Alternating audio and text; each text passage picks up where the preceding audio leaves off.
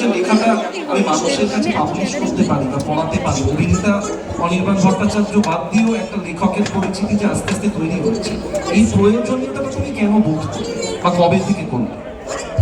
কারণ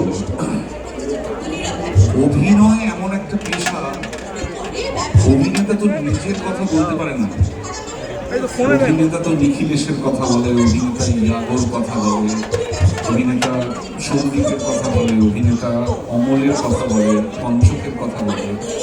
কিন্তু যদিও এখানে একটা কথা বলা প্রয়োজন, যে এমন থিয়েটার যে হয় না বা এমন চলচ্চিত্র যে সম্ভব নয় যেখানে একজন অভিনেতা মঞ্চে উঠে বা পর্দার সামনে নিজের কথন করবে, সেটা কিন্তু সম্ভব।